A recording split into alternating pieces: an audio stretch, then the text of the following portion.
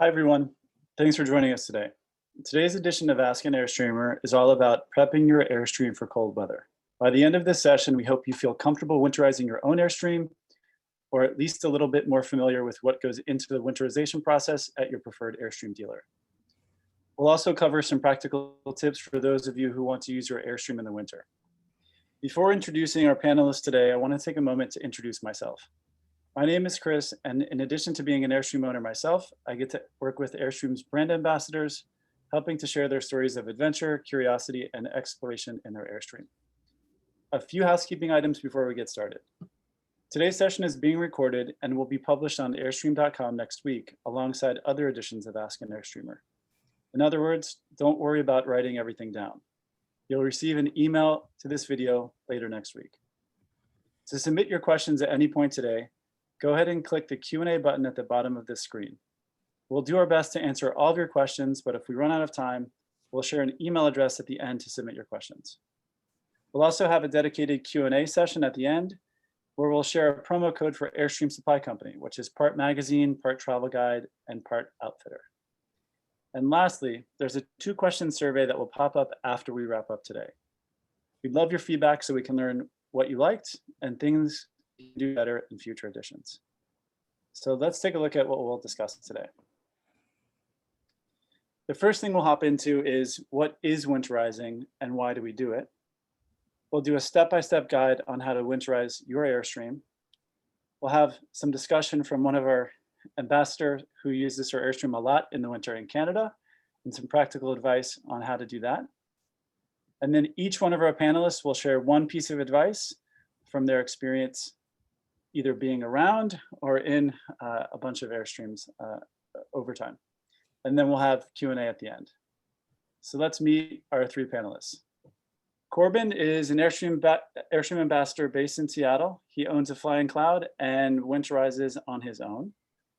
Diane has multiple Airstreams and lives in Canada and is a huge fan of using her Airstream extensively in the winter, or as Diane calls it, winter streaming. And Rick March is general manager at Airstream. He oversees the customer service and support team, the service department, and the parts department back at Airstream's headquarters in Jackson Center, Ohio. Corbin, thanks for joining us today, and tell us a little about yourself. Hello, everyone. Thanks for having me. I'm Corbin. I own a 25-foot Flying Cloud. My wife and I love to travel in it. We live in the Seattle area on the east side near the Cascade Mountains. And we're actually currently on a road trip now in Southern California. So haven't winterized yet, but we will when we return home. Awesome. Thanks, Corbin. Diane, I think you're a little bit further north, a little bit colder. Yes. Hi. Good morning. Good afternoon. Yes, I'm in Canada. I own a total of 7 Airstream. I've moved from France 16 years ago, and right away I started, I bought my first Airstream and started full timing. So quite familiar with winter conditions. So I pretty much never winterize, and yeah, I live in my Airstream, and I'll share some tricks and tips about that later on. And you have 7 now, or you've owned a total of 7? I own a total of 7, mostly 2 at a time. Okay. All right. Cool. Just checking. And last but definitely not least, we have Rick March, who's back in Jackson Center, Ohio. Rick, thanks for joining us, and give us a little background on what you do. Hi, everyone. Like Chris mentioned, I'm the general manager of our parts, service, and warranty here at Airstream. In my previous role, I've been a national service manager for all of our dealers, being on the road and training them on our products as well. So glad to be here with you. Awesome. Thanks, everyone. We'll spend a lot of time talking today about the plumbing system and removing the damaging effects of water and its potential to freeze in your pipes and different components. So we'll spend some time on that today, but we'll also cover other components like how to care for your batteries and tires when your Airstream is not in use. So let's hop right in and look at a step-by-step guide to winterizing the plumbing system. So the first part of this, and I should note here that a lot of the images and examples that we're using in this presentation are from a dual axle travel trailer. And while the approach to winterizing will generally be very similar across different model types, you can find detailed information on where to find the different components, different pieces of your Airstream that we talk about today in your owner's manual. So step one is to make sure that your waste tanks are empty. This is the only step that you probably can't do at home unless you have an RV sewer hookup. If you need places to empty your tanks, we've included links here to 2 popular websites that can give you some information on dump stations nearby. And the only thing special about draining and flushing your tanks in preparing it for winter storage is you want to make sure that they're as clean as possible before you store your Airstream. So just like doing it at the campground, but a little bit extra kind of time and care, making sure that everything is flushed. The next step is emptying the freshwater tank. And again, this picture is from a dual axle Airstream travel trailer. This shot is right in between the wheel wells, and this valve here is the valve to the water tank. Single axle Airstreams will more than likely be under the dinette booth. And again, you can find out where exactly this is in your Airstream owner's manual. Step 3, in flushing the tanks and making our way to a winterized Airstream is to remove any residual water by opening the low point drains. So this slide has 4 different pictures of what this looks like across different Airstream products. But as the name suggests, this is generally the lowest point in the plumbing system. So you'll open these, and we're going to leave these open for now. We'll tell you when to close them here coming up in a few minutes. And the last step in this kind of this first sequence of things to do is some Airstreams made before 2016 have a water filter under the galley sink. That's what's pictured here. And you'll want to remove that before we do the winterization process. These filters are generally only good to last for about a season, depending on usage. So as we winterize, we want to make sure that we pull this out, put it in the bypass valve that is pictured there underneath the shutoff valve to the sink. So I'm going to pause here, take a scroll through some questions, and we can hop into the water heater.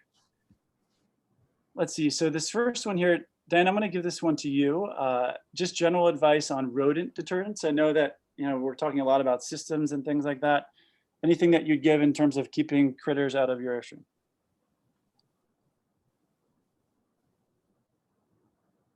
Me? Yeah. Yeah. Oh, okay. Yeah. Yeah. So what I'm doing most of the time is, so make sure that when you're leaving full timing in your Airstream, or if you're even in storage, you don't want rodents or any critters. So what I'm doing is that I'm looking for any kind of entry inside the trailer, and I sneak it in Reflectix anywhere. I also use peppermint on cotton balls. There is all kinds of different little options. So you can, there is some kinds of, also something that I use. Well, of course, it's moisture absorber. I've been putting them everywhere inside the trailer.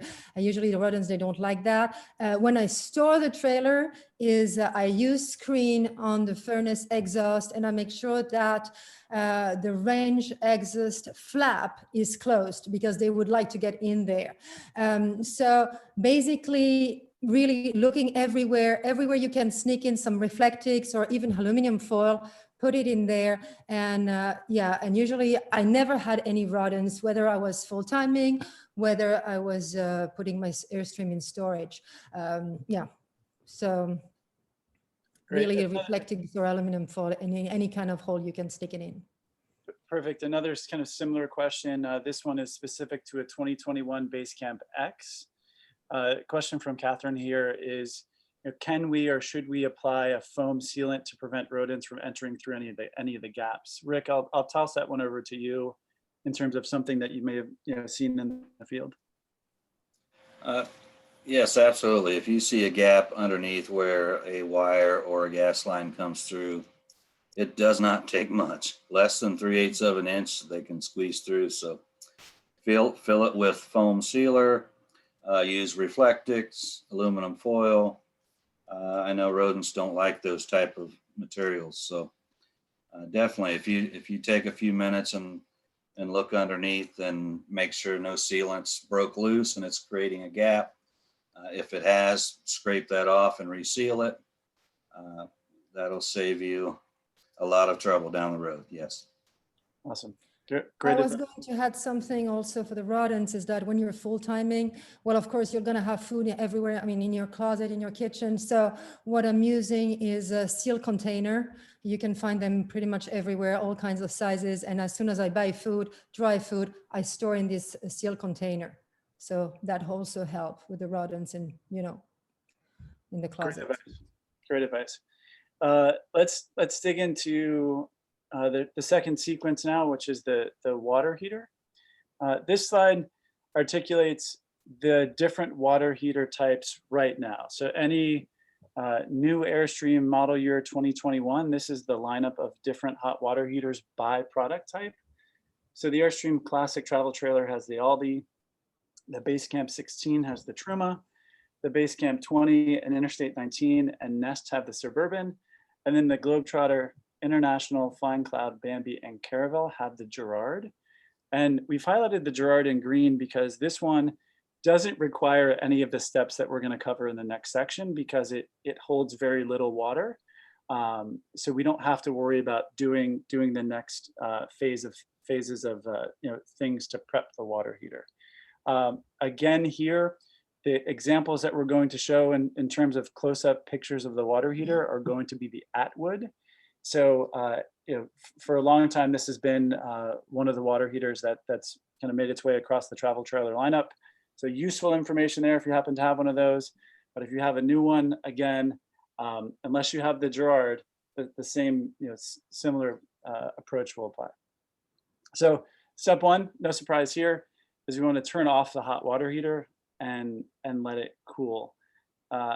Rick, what's the guidance here in terms of how long to cool before we do the next step?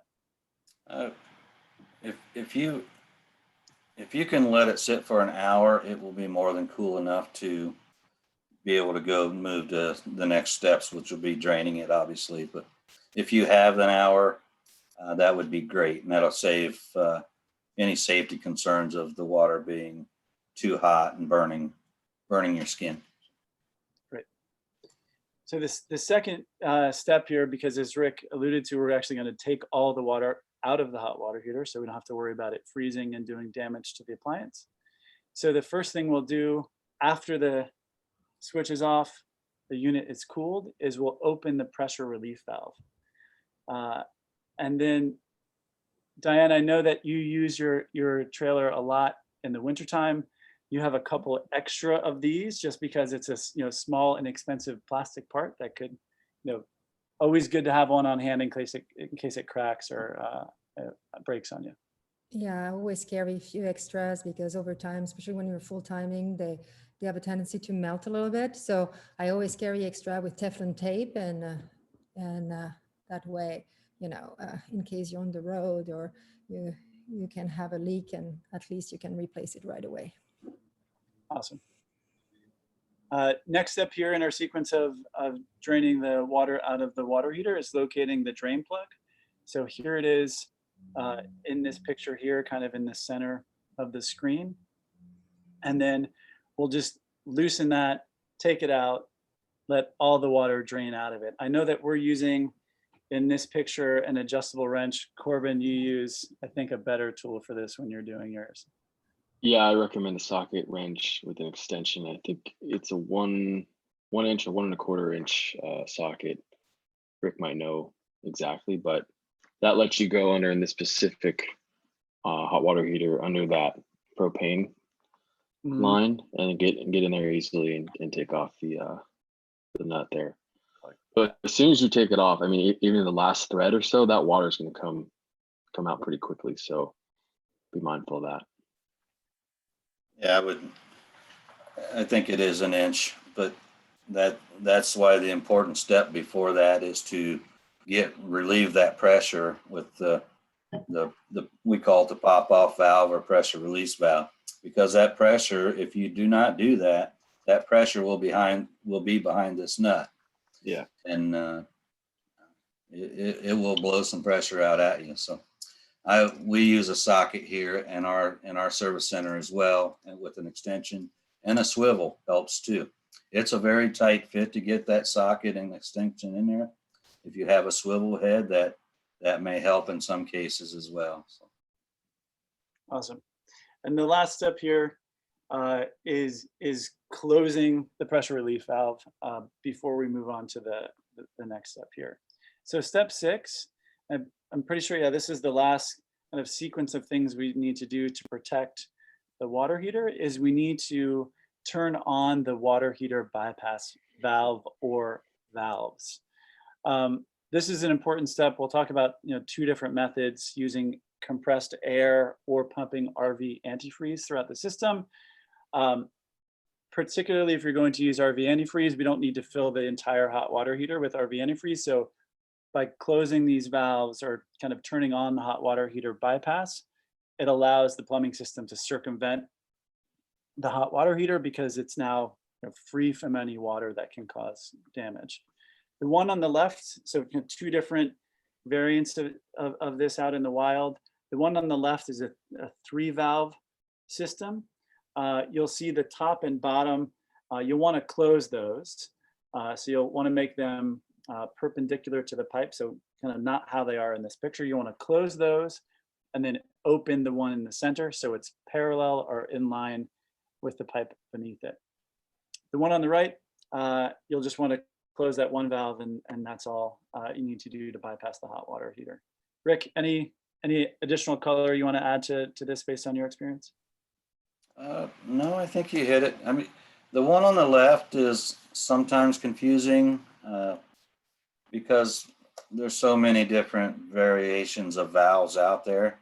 As the picture states, as long as in this sequence, the handle is facing, if it's facing the direction of the pipe, it's open.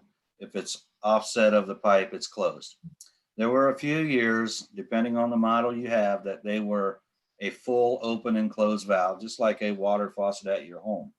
So I guess it won't be hard for you to tell which type of valve you have, but some of them may take a few turns to close all the way or open all the way. So, but these are just half-turn valves, and that is the most common. Awesome. A couple questions coming in here before we hop back into the next steps. Rick, I'm going to test your knowledge here. Low point drain valve on a 2020 Flying Cloud FB. General idea on where that might be? Low point drain valves are usually located on the bottom of the tank pan. As our picture stated below, the little valves, they may not look like that valve, but they should. You should see there'll be a red and a white pipe coming right down through the bottom of your trailer, and that's usually close to the freshwater tank pan. Awesome.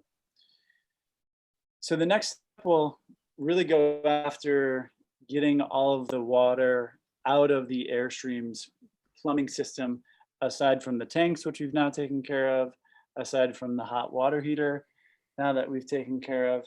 And the 2 methods that we'll cover today, the first one is using compressed air to basically remove all of the water from the pipes, the faucets, the different plumbing components inside the Airstream. And the second one is actually to pump RV antifreeze and replace the water with the antifreeze.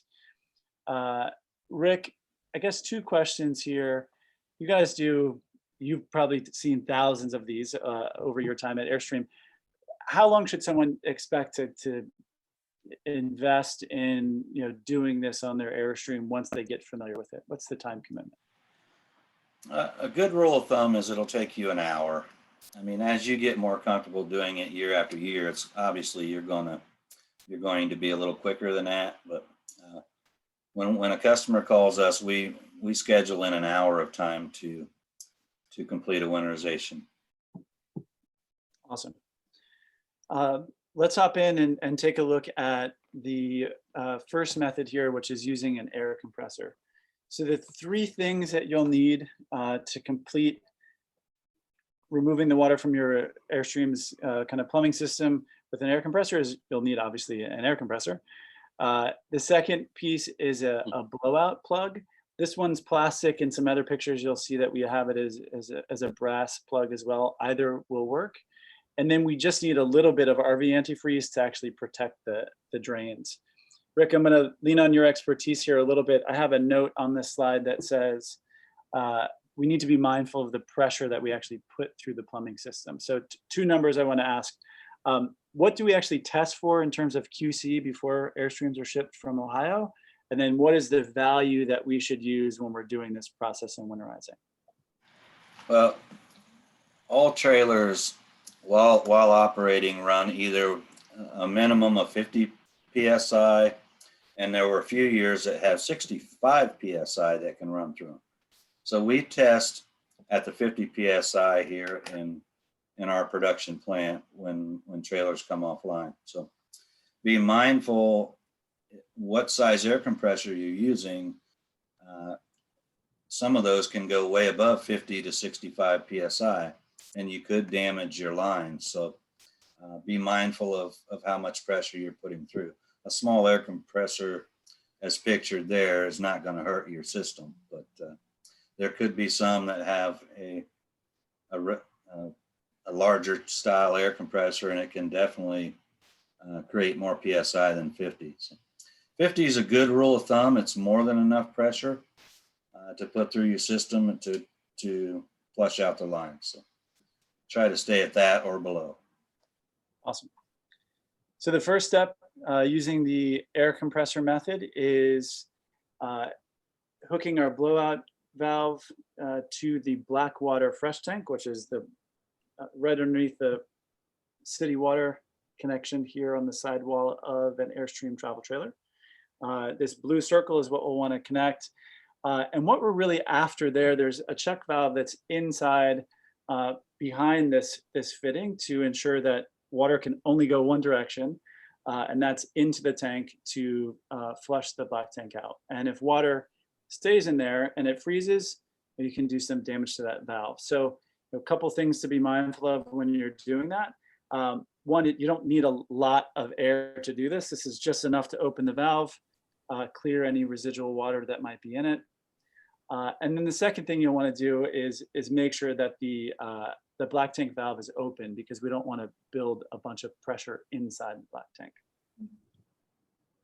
The second thing we'll do in terms of winterizing with the air compressor is we'll now take that Camco valve, or the Camco blowout valve, from the black water flush. We'll move it up to the city water inlet as shown here, and we'll turn on the air compressor.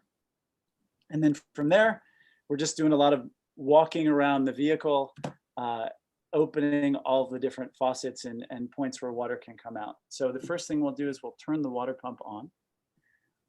And those low point drains that we left open earlier, now we're going to close them.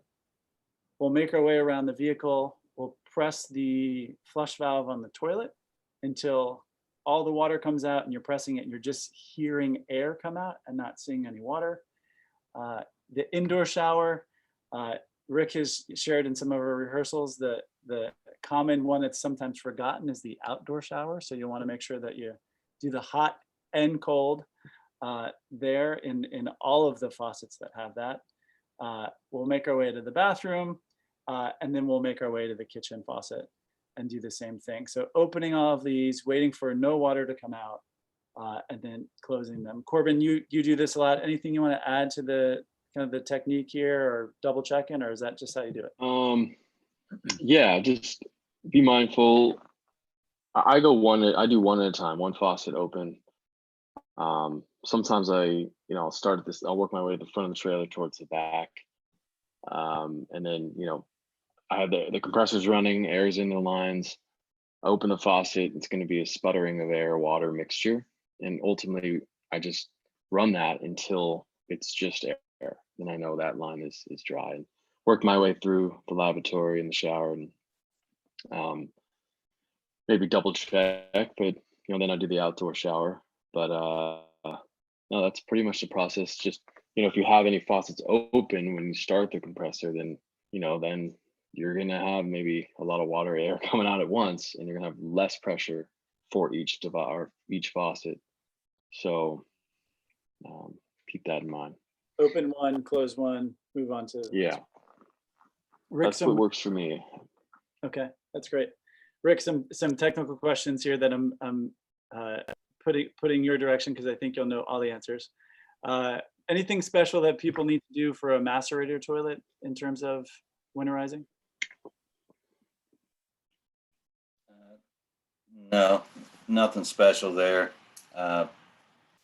Just making sure you're the same as a standard toilet in other trailers. You're making sure that you're opening the water valve that you would spray water in your toilet with, no matter what kind you got. Making sure you're opening that valve until you get clean air through that as well. Nothing special on the macerator side, though. No. Okay, awesome. When we're doing the air compressor, in our steps here, we basically have the water pump on the entire time, and that's just ensuring that any water that might be hanging out in that pump is finding its way out. Is that the correct approach? Just leave that on the whole time while we're blowing this out? I do not leave it on the whole time I'm winterizing. I do purge. I call what I call is purging the pump. I do turn it on when I have air pressure applied. That way it will help blow out any residual water in the pump itself. But I only leave it on for 10 seconds or so, and then I shut it off. Okay. And the air will bypass after that. So that's all I do. Okay, awesome. And last one here before we hop back to the presentation here. At the beginning of this, we're closing the low point valve, so the pressure will continue to kind of make its way through the system. Good question here. Should we close the freshwater drain or the freshwater tank valve then too? It seems like a great time to close that off as well, right? Yes, once it's emptied, you can close that at any time. The pressure will not build into the freshwater tank from your outside city water connection anyway. So there's a check valve built in the system that won't allow pressure in that freshwater tank. So you can close that at any time after it's drained. Great. All right, the last step in using the compressor to clean out all the water from the Airstream's plumbing system is to add 1 cup of RV antifreeze to the different drains and P-traps in the Airstream. So, we have the galley sink here, we have the bathroom sink, we have the shower drain, we have the toilet. So just 1 cup in there. If there's any water that's collected, as we've expelled it using the air compressor, we want to make sure that we're able to protect it if things get cold.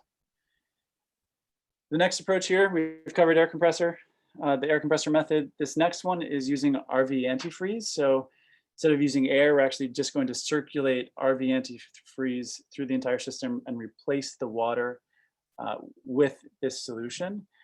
The things that you'll need for this is you'll need a bottle of the pink stuff here, RV antifreeze. You'll need a blowout plug.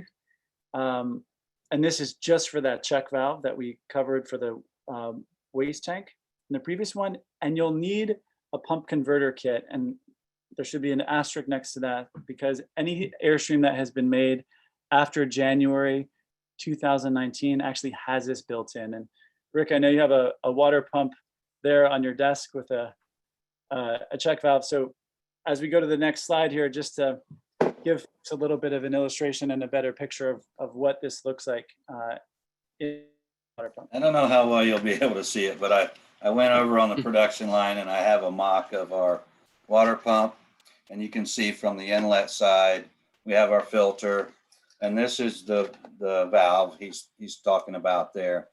It's just a quarter turn valve, and the same goes with that valve as your bypass valves. Whatever direction it's facing is the way water or air is flowing. So just a simple connection.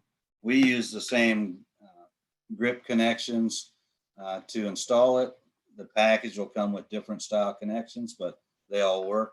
And you just put it in your line as it goes into the pump. So, and then you can leave it there and just use the valve whenever you want to winterize with antifreeze. So I don't know if it's visible that great, but Yeah, no, that's great. That's much better than our picture here. So I appreciate you grabbing that. So the purpose is basically to redirect the pump's suction to suck up the contents of the bottle here and circulate it through the system. So step 2, insert the tube into the bottle. And then step 3 here is to turn on the water pump. Oh, I'm actually out of order because we want to make sure, that the low point drain valve is closed. Because if we don't do this, we turn on the water pump, it's all going to puddle underneath the Airstream. So important step here to close those low point valves.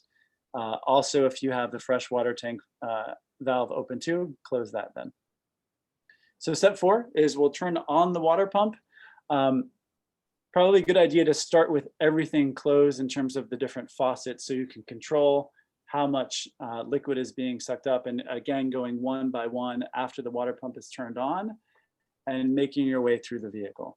So again, going back to the toilet, pressing that flush valve until the pink solution comes through. So no more water, just the pink stuff. We'll do the same process, hot and cold on the indoor shower and the outdoor shower. Same with the bathroom faucet, and then same with the galley or kitchen faucet. And then we'll turn off the water pump. And unlike the previous step where we had to take a cup of the RV antifreeze and put it in all the drains, it's already made it there anyway because of the process of using this the RV antifreeze to remove the water, and it's collected in the drains anyway, so it's already there. So I'm going to scroll through some questions here before we move on to a couple of other things beyond the plumbing system, and then Diane will dig into some tips on camping and using your Airstream in the winter. Let's see here. Lots of good questions here. Let's see. If you didn't use your freshwater tank and it was winterized previously, do you still need to winterize again? And I guess my answer there would be, Rick, and keep me honest, is you don't necessarily need to drain the water out of the tank, but you still have, depending if you hooked up the city water, you're still going to have water through the lines, and you still need to get rid of the water from the system, either the RV antifreeze or the air compressor method. that's correct. But you wouldn't have to worry about the tank. That's right. Okay. But yes. Question here, why can't you pour RV antifreeze into the freshwater tank and just circulate it from there? I guess theoretically you could, but that's a lot of RV antifreeze. Is that the primary reason why we wouldn't want to do that? Yes, and then you know, some of it they say is safe, doesn't have smell or taste. It would just be concerning to me to try and rinse that out and make sure I got all of that out before I put good, clean, fresh water in it in the spring. Plus, you're going to use more that way. And if you use the bypass, you're just going to be taking it right out of the bottle directly into the lines. If you put it in a tank, you're probably going to need a couple gallons of it. That way you're going to be filling up the pickup line going into the pump and then out to the other appliances. To me, it's just a safer way. That way you don't ever add this type of antifreeze into your freshwater tank. So it can be done that way though. Okay. Another one here from Greg, confirming this. So if someone has the Girard hot water heater system in their Airstream, they would basically do everything that we've talked about, minus the draining the water from the hot water heater. They would blow the air through the hot water heater. They would circulate the RV antifreeze. It's just another piece of the system at that point. Yes, there's no drain valve or bypass valve for the Girard water heater. The other water heaters we've mentioned all have drain valves for the tanks on them. They're located either right on the water heater itself or right beside it in the cabinet. For instance, the Aldi, if you have a classic model, underneath that dinette booth is where the Aldi is located. There will be drain valves going through the floor right there with the valves right beside the water heater. So okay. Girard is the only one that does not have a valve. Okay, great. Question here, just a point of clarification. So To clarify, those Airstreams without the bypass kit, you can purchase that kit and then turn the valve on for future use. Absolutely. We've just started to make it a little bit easier so you don't have to do that step starting in January 2019. So let's just a few more steps here before we're completely done with winterizing our Airstream. With the plumbing system out of the way, let's take a look at a couple other things to make sure that your Airstream is ready for freezing weather. First one here is fridge and freezer. You'll want to make sure that the fridge and freezer are obviously empty, including ice trays. I've come back and left mine. The ice trays have melted, and then stuff started to grow inside there. So make sure it's defrosted and empty. Leave the fridge and freezer doors open to allow any residual moisture to escape. Kind of a pro tip here: if you're able to be around the vehicle for a couple of days as you're doing this, you can actually put some crumbled up newspaper on the inside to just suck out additional moisture. And then the last bit here is putting open boxes of baking soda, just like you would if the fridge and freezer were running, to help eliminate odors during storage. Next one here is pretty straightforward and easy. You'll want to protect the metal pieces of the 7-way connector. It's exposed to the elements. We don't want it to get corroded. So when you go camping in the spring, you want all of your things to work. So this is dielectric grease, and you can find this on at Amazon or any auto parts store. But the thing to do here is open that tube of dielectric grease, generously apply some over the metal contacts on that 7-way connector, and that'll help protect that connector from the harsh elements of winter. Next piece here is really just focused on making sure that your tires are just as good as you left them in the winter when you go camping again in the spring. So one thing you want to do is make sure that they're properly inflated before you go and store the vehicle. You'll also might want to consider covering them to protect from the UV rays and air pollutants that can encourage dry rot. And then some folks will also remove some of the extra weight inside the vehicle just to help take some of the load off. Diane, I know that you have a kind of a pro tip here. You use, I think, tire covers all the time when you're camping. Is that right? Yeah. Each time I'm stationary, even in the summertime, as you said, rubber doesn't like sun too much. So I always cover them as soon as I'm going to be there for a few days. And winter, summer, any kind of season, I always have my covers with me and I just cover them. Awesome. The last piece here in terms of winterizing your vehicle is really focusing just on the battery system and the battery storage. Two different approaches here again. One is you can just keep the batteries in your Airstream while it's being stored. You'll always want to make sure that your batteries are fully stored when you're placing them in storage. And then we don't recommend keeping your Airstream plugged in all the time. So if you're going to take this method and you don't have solar, regular interval to go check on the vehicle, plug it in, let it top up and recharge itself. And then last thing here, pretty straightforward one, is you'll want to make sure that the Airstream is in store mode or the battery disconnect is enabled. The other method, and then Corbin, I know that you do this, so I'm going to ask you for some pro tips here in a second. But the other way is to actually just take the batteries out of the Airstream, put them in the garage, put them in the shed on the workbench.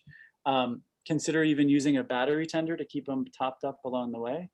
But Corbin, I know that you do this and you have, I think, some really good advice to make camping again in the spring a little bit easier.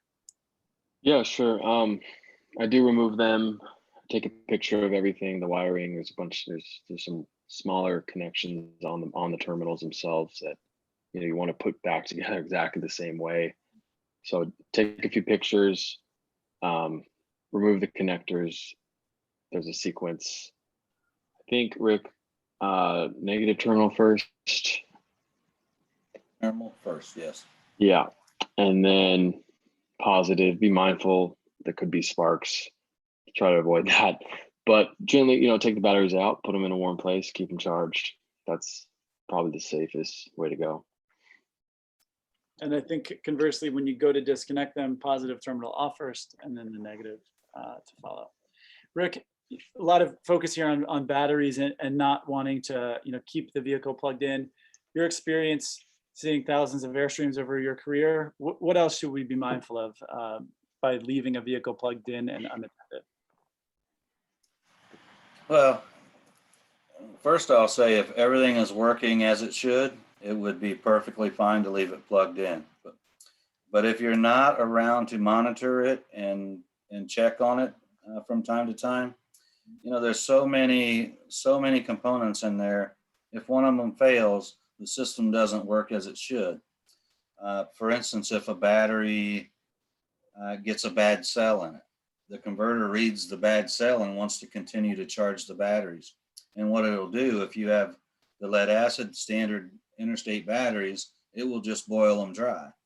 And some of you have probably been aware of the smell that would give off, kind of like a rotten egg smell when batteries are over boiling. So you never know what could happen in a week, in a day span, a week span, whatever. So we always recommend, if possible, to remove the batteries, put them in a warmer climate, a small trickle charger to keep them topped off. Battery's going to be in much better shape than leaving them in the trailer. Awesome. So we've covered a lot of material here. As we mentioned at the beginning of this is being recorded, so you can go back and watch this and pause and winterize for yourself, or kind of dig into this a bit more. Also, 2 great resources on airstream.com that walk step by step on how to winterize for a touring coach, how to winterize for travel trailer, and of course, owner's manual. Huge resource in terms of the specifics of your particular model. I'm going to dig into a couple of quick questions. Diane, I'm going to toss it over to you to give us a kind of a preview of winter camping, but a couple questions here on the RV antifreeze method. Do we need to remove the inlet filter to the pump, that wire mesh strainer, as part of this process? My answer would be no. Rick, is that right? That's correct. You do not need to remove it. Okay. Awesome. It's a good time to clean it out. Yeah. We didn't really mention that, but that's a good time to clean it out for any calcium or anything that's built up on it through the year. The plastic cover, screws off the top, and clean it out and put it back together. Another one, same system. I think the answer is no here, but just to keep me honest. So for folks who might buy that pump connector kit, if their vehicle didn't come with it, can they just leave it on all the time? Once it's installed, they can just leave it on, close that valve, and no impact to the water pressure of the system, anything like that? Okay. Yep. That's exactly what you do. Yes. Awesome. All right. So Diane, I'm going to turn it over to you. I know that there's a lot of great content here.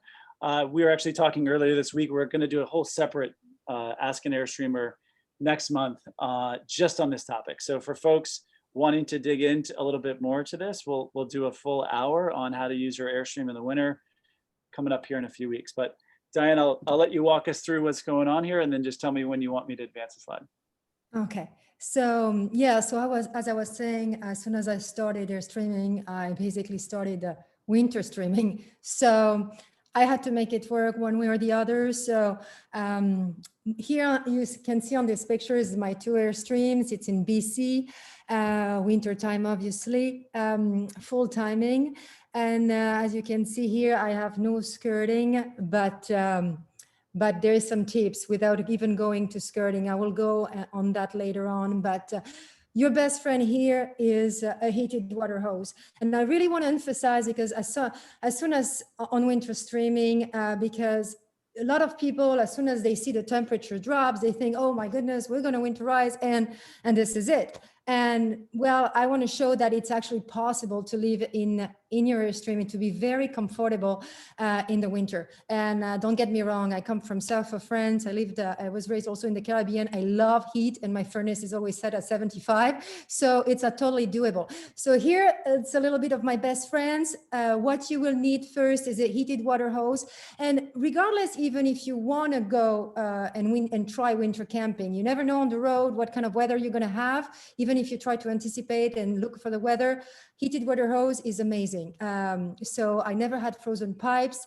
As you see here, I covered with styrofoam. I have heat tape on the faucet as well. A generator, I found that when you have power outage, or even if you're boondocking, the generator will really help. I usually plug the heated water hose on it and the main connection of the trailer. A heat gun here, you can use a hair dryer, but that will help to use it really wisely, but that will help to relieve the valve of your tanks.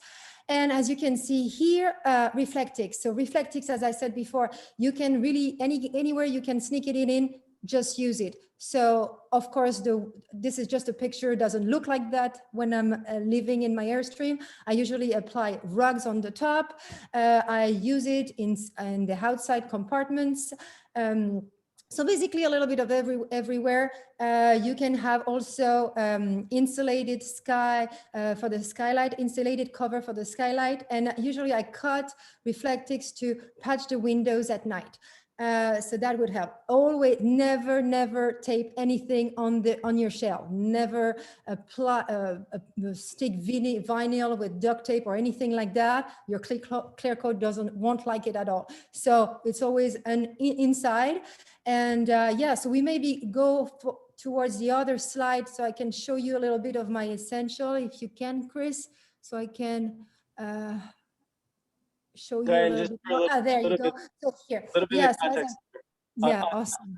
How cold is it? So you're, lots of snow on the ground. What's the outside temperature in Fahrenheit? Well, in low fives, in Celsius, the coldest have been, it was -16, -18 without skirting, skirting. And I was fine. I was totally fine. Extreme, which is great. If you solve for this, you can solve for everything else in between. So back to you. Yes. So as I said, heated water hose, heat tape is good, but it's an additional product that you can add on the faucet. But really heated water hose, styrofoam to cover and secure it with duct tape. You will have a lot of condensation, especially if you're full timing. And so what I love, and I got that installed on my Airstream, it's those max air vents. So basically they're above your fantastic fan, and it's allowing your fantastic fan to stay open basically all year round. So even if it's raining, even you're towing, you will always have air circulation. Another thing here, it's one of my other best friend is a dehumidifier, because as I said, you will create a lot of condensation, even your Reflectix that you put on your windows inside. Regardless, every day you will have to look for condensation, remove them, wipe your window. And that's why I'm going to the dehumidifier. I use a 30 pints. Don't really go lower than that because you will use it. I'm emptying it pretty much every day. On this picture here, you also see propane. So of course, propane, some campgrounds won't allow you to, if you're stationary for let's say a month or two, you're going to ski in a resort. Some campgrounds won't allow you to, let's say, rent a big tank. So always carry additional tanks. I always carry a couple of additional tanks in my truck because you will use a lot of propane. The only thing that can really help with your consumption is an infrared heater and a space heater. Different options here. I have both. Because as I said, like, propane will create condensation, cooking will create condensation. So space heater will help dry up the air too. And chains, because yeah, obviously if you're not stationary between two places, you're going to be on the road, you might get some snow, so you will need chains. And but again, anticipate the weather, because obviously it's hard to boondock on the side of the road when in a snowstorm, but I've done it. It's doable again. I will say that, generator will also help. I crossed the country wintertime. I'm in Canada. All the campgrounds were closed. Everything was closed. So yeah, the generator was really handy because in the low fives, your batteries won't hold more than really 6 hours. That's what I noticed during my trip across the country. So in the middle of the night, you might wake up because you're cold and you're boondocking. So the generator might help. So those are my trailers here in the snow.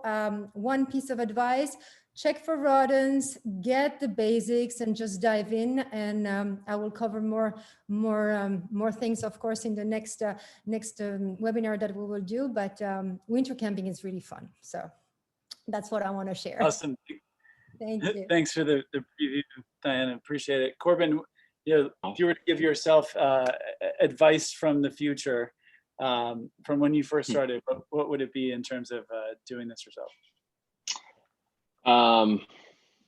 Probably just take my time and approach it. It's very approachable if you have the tools. So like Diane said, get the tools and dive in, and it's, it's not that complicated. Just you'll figure out your trailer and what you need to do for your setup, and it's different for everyone a little bit, but the process is pretty much the same. So take your time and make sure that hot water heater's turned off. That's a good one. And then before we go to Q&A, Rick, what's your sage advice seeing thousands and thousands of Airstreams winterize? Well, or not winterize, because you see the aftermath. yeah, and that's where I'm going. Actually, as I've given winterize seminars in the past, and I always talk about you're taking care of the plumbing system of it. I always end with, let's take care of our exterior shell. While we're winterizing, I say it in the spring as well, but even in the fall, wash the trailer, put a coat of wax on it if you're going to store it for the winter. Protect the clear coat. We talk a lot about clear coat. Once that starts to deteriorate on you, you've got a huge bill in repairs there. So I always kind of end most of my seminars with taking care of the exterior of a trailer, just like you would your automobile. It's the same kind of clear coat finish. So if you clean it and you wax it, it's going to look great for years and years. So I like the full maintenance aspect of it. Good advice. And let's see how many questions we can answer here, because there are a ton of great ones. So I'll apologize in advance for my brevity, but let's see if we can get through as many of these as we can. Rick, will antifreeze discolor the toilet, the RV antifreeze, or anything in the plumbing system? I've seen it stain toilets, to be honest with you. Okay. Every time I've done it, I've just been able to take a rag or something and it cleans off pretty easily. Okay. But I have seen trailers where I've seen the stain ring from it. I don't know if they've used the wrong kind of antifreeze in past, but I've never had an issue with RV antifreeze staining it, to answer your question. Okay. And then specific again to the toilet, when we pour that RV antifreeze in the toilet, are we leaving it above or below the flush valve? Leave it above. Above the flush valve. Okay. We talked a lot about, winterizing. Some folks, Corbin, one of your neighbors here who lives in the South Sound, Kathy, wants to know, are there things, if you're in kind of near freezing temperatures, are there things to prohibit the tanks and the plumbing and all that from freezing? I know that most Airstreams either have, heating pads or tank heaters, or even duct the furnace to help mitigate against that. Is that right, Rick? Yes, it is. We in most trailers, we run ducts from the furnace down into the tank pans. So as long as your furnace is running, you're getting some heat down to there. There's a few models that inhibits that from happening, just because distance and space. And in those models, we actually put 12-volt heat pads on the bottom of the tank. So depending on the model you have, you're either going to have a furnace duct going down to the tank pans, or you're going to have a 12-volt heating pad. Now I say that with relatively new units, not back in, I have to stress that, I guess, when I talk about that. But within the last 5 years, I know we've supplied heat in one way or another down there. This one, different topic, just around kind of exterior maintenance and care. Anything folks can do to lubricate the gray and black valves? Maybe it's kind of tough to pull after a season in the winter. Yeah, there's actually, I think Thetford actually makes a valve lubricant. So after you clean your tanks, you can pour this bottle of lubricant down there and let it sit in there. and it's supposed to help with the pulling of the valve and clean that valve up. And say the manufacturer one more time. I think it's Thetford, Thetford. Awesome. In terms of draining the freshwater tank, is it necessary for folks to open the actual fill cap to remove any suction that might take place as part of that process, or not necessary? Not necessary. Okay. Should people remove the shower head as part of the winterization process? No, you shouldn't need to do that. If you're blowing air through it or antifreeze, there's no reason to remove it. Okay. This one here, I think, might just boil down to personal preference. Corbin, Diane, Rick, feel free to weigh in on this one, but folks armed with this knowledge to now go do this themselves. If they're going back and forth between RV antifreeze and air compressor, are there pros and cons to either? I know, Rick, you guys, 90% of the ones that you do back in Jackson Center is all air compressor. Any pros or cons? If you don't have an air compressor, then that's certainly an investment. So I'd say it costs more than RV antifreeze. Just one factor. Yep. Yeah, my pro for air is it's just a cleaner winterization. I don't have to worry in the spring about getting the antifreeze out of the lines I've just put in, out of the faucets. When I'm ready in the spring to use my trailer again, all I got to do is put water in it and I'm ready. I don't have to worry about flushing the system back out. That's right. Good point. Rick, electrical architecture question here. If an Airstream is in store mode or battery disconnect is enabled and the Airstream is plugged into shore power, the batteries, are the batteries still being charged in that scenario? It depends on the year. If it's a 2020 model or older, it will not charge with that in store mode.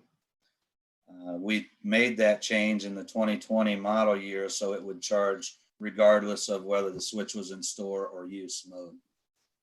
But if you're plugged in and you're in store mode pre-2020, it will not charge the batteries. Okay. Everything will act like it's coming on. All your lights will work. Everything will work because you're getting the 12 volt from the converter, but you're not getting the charge to the batteries. It has to be in use mode. Got it. And then now 2020 moving forward, store mode basically isolates the ability to withdraw power from the generator or withdraw power from the battery, but still charges. That's correct. Similar question here in regards to solar. So that same scenario, vehicles in store mode, is solar still active at that point? Solar's still active. It's on its own breaker, so that would be active regardless. Okay, great. And then this one is helping kind of just reduce moisture in the winter. Maybe you're using it off and on, doesn't get quite to freezing, so not necessary to full on winterize. Question here is it a good or bad thing to leave the heater set at 50 degrees to reduce moisture in the winter? Basically, another question of this came in, hey, can I just keep the furnace at 40 to keep everything warm, as long as I'm keeping propane topped up and things like that? Any downside to that? You can. I know some owners that do that. It would be fine. I would recommend opening every door you have, every cabinet door, galley door, under the bed if you have storage and you have a door to access, because as we close all those cabinets up, the furnace may not get any heat to it and you're getting cool air from the outside. So if you can open everything up and make sure that some of the warm air you're gaining with the furnace gets into those crevices, then you should be fine. Awesome.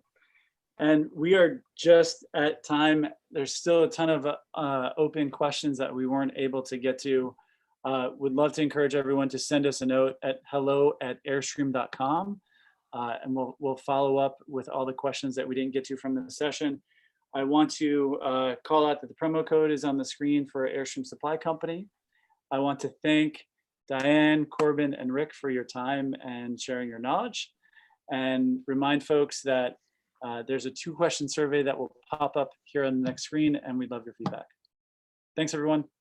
Have a Thank good one. you. Bye. Thank you.